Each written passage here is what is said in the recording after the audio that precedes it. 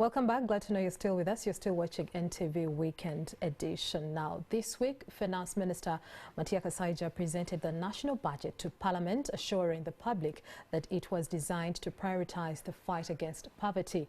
Tonight, we ask if the national budget, as presented on Thursday, met the needs of the average citizen. And to help us answer this question, we do have Allana Kembabazi of the Initiative for Social and Economic Rights. Good evening, Allana, and welcome to Talk of the Nation. Good, it's good to be here. So in your view, do you think the budget met the needs of the average Ugandan? So first of all, what is the state of average Ugandans? I had a young man on the day of the budget speech. He's turning 18 soon. And I was like, are you not watching the budget? And he asked, how will my life change? And I've been thinking a lot about that.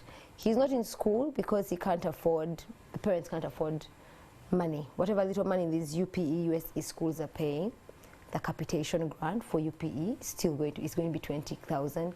For USE, I think it's 145,000, both below what they should be, which means it's not like people are going to wake up and it's like, oh, I can send my kid to school regardless of ability to pay. The drugs in his facility, in his health facilities, in the public health facilities, there's still going to be an issue. And is he going to find human resource when he goes to the public health facility?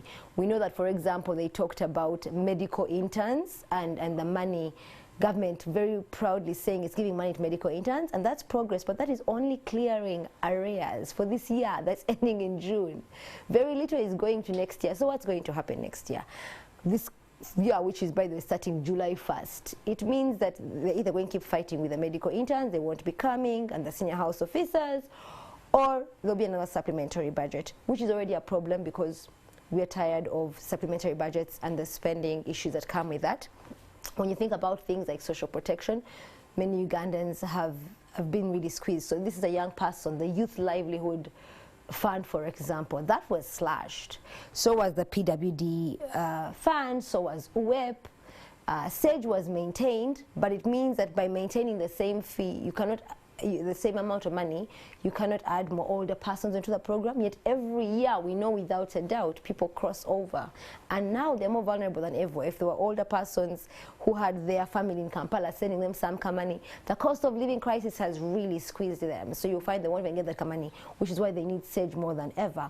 And then there are some positives. Parish model got money, a lot of money. We were just discussing this right before we got on here. The challenge with parish model has all the issues with parish model, which is we know there's more money going there and people are shouting, we haven't gotten the money. In fact, I met a young guy about 2 weeks ago who was telling me they still haven't received any money. They're still organizing them. They're still the groups and what the government is telling them.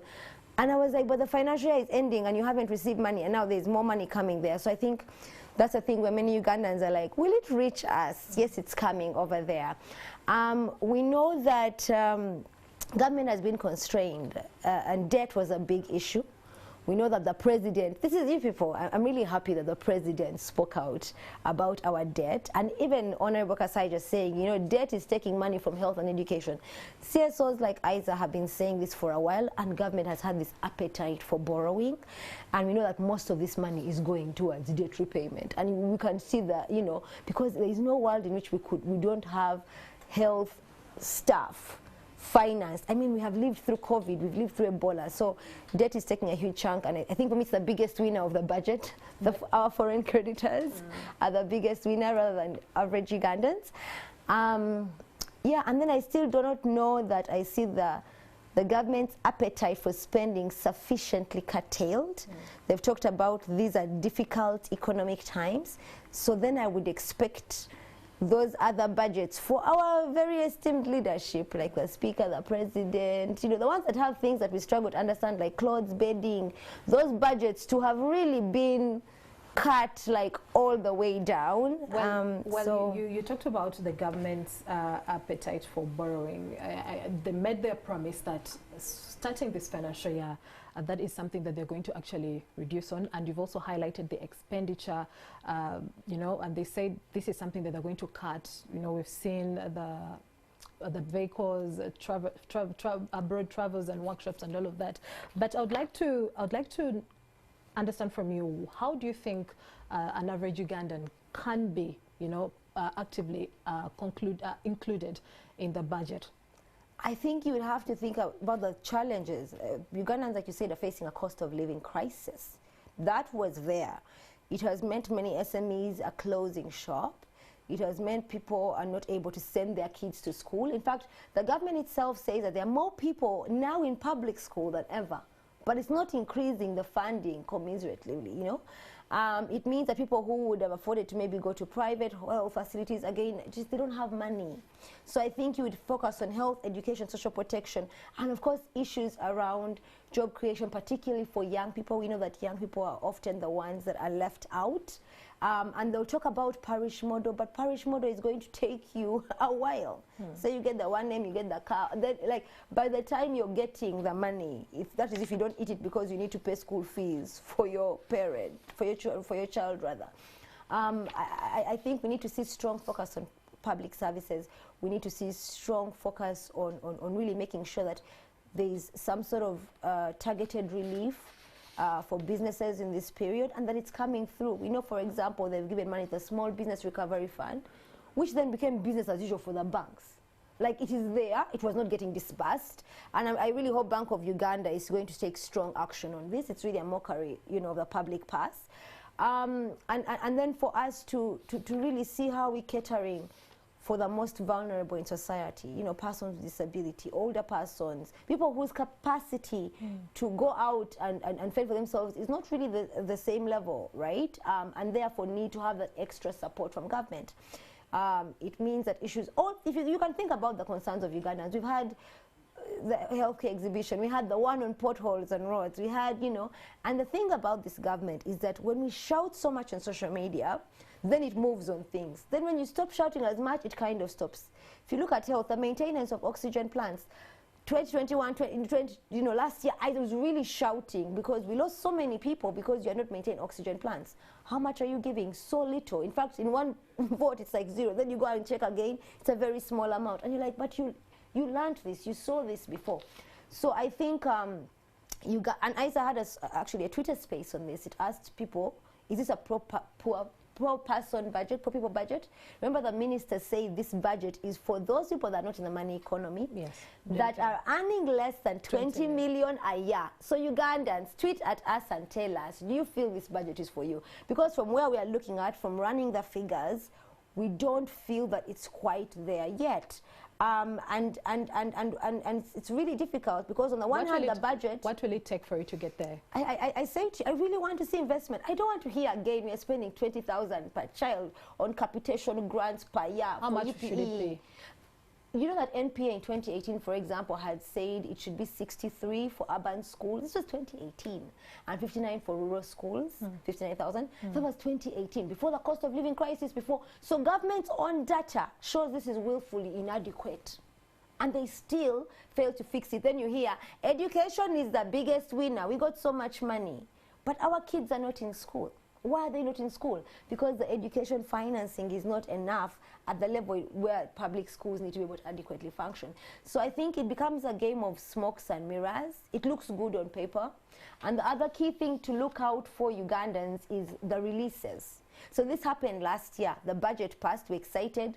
They had increased capitation. Capitation never used to be 20K. It was less, believe it or not. So we're excited.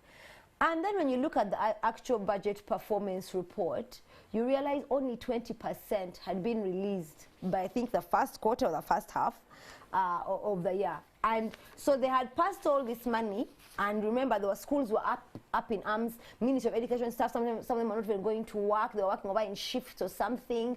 So I really hope this doesn't happen this year. We have said that when you're doing your fiscal consolidation, there are certain sectors that are crucial to the day-to-day life of Ugandans, the public services, education, health, social protection, that you should not be thinking of cutting. Because what they did last year was, after passing the budget, they just sat by themselves, a few people, and decided, sorry, these are tough times, we won't quite send the money we had promised. Local governments, people have talked a lot about decentralization. Many of our services are decentralized. Are we funding our local governments enough? Because that's where the people are. The ones you want to really cater for in this budget is not necessarily Allana here in Kampala. It is when I was calling people in the villages who are there, and now their biggest thing is we have coffee. Now it's coffee harvesting season. We are drying the coffee. We are trying to get some money. Are those people feeling like this budget is working for them? Someone who has maybe, 10 coffee trees? Or if they're lucky, you know.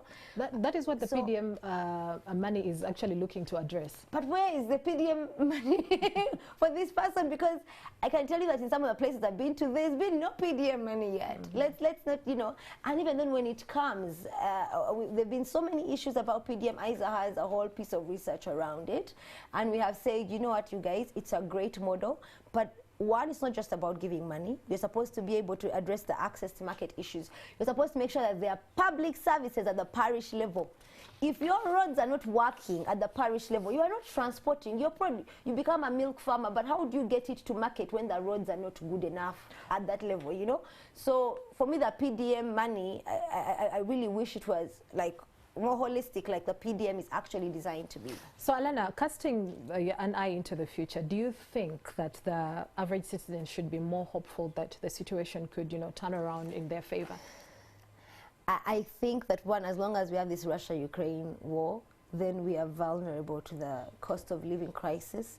It's been external. We also have climate change. Even now, many Ugandans will tell you that this is the second season in a row where they're making losses. Those who grow beans, the rains came heavy, spoiled the beans. Then we had sunshine that stayed for a while. And so climate is an issue, and I'm glad they're talking about solar-powered irrigation in here and others. And I'm yet to see how the average small-scale farmer is getting, you know, is actually able to access some of this. So climate change and cost of living crisis are big challenges for us and may make it harder. But finally, you know, we have a budget that is very focused on external support, and that makes it vulnerable to donors. What do they feel like today? Do they agree with you, or do they not? And if they drop you, then does this budget for this suddenly also completely collapse, you know, if you haven't put a government of Uganda component into it?